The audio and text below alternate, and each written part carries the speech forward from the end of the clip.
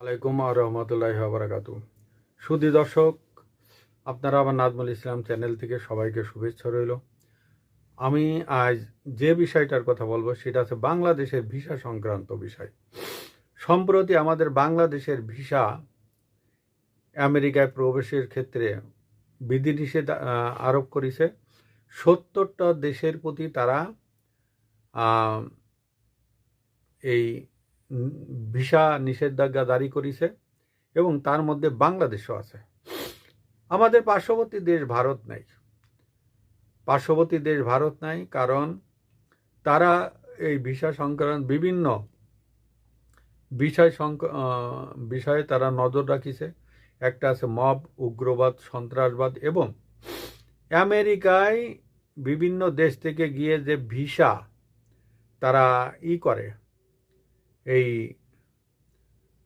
Visa নিয়ে সেই দেশে যে মেডিকেল চিকিৎসা প্লাস বেকারত্ব ভাতা, তারপরে অনেক সময় দেখা যাচ্ছে যে দুই চারজন গেলে দুইজন চাকরি করা, দুইজন বসে পড়ে থাকে।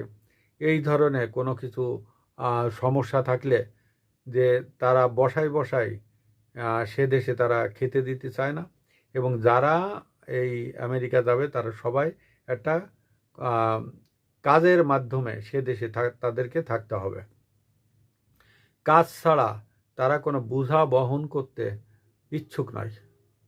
আর সম্প্রতি বাংলাদেশে যে মব, সন্ত্রাস, চাঁদাবাজি, এই বিভিন্ন দ্বন্দ্ব ফ্যাসাদ এগুলো লাগিয়েছে, সেটার জন্য আমেরিকা বিশেষ করে ভীত সন্ত্রস্ত।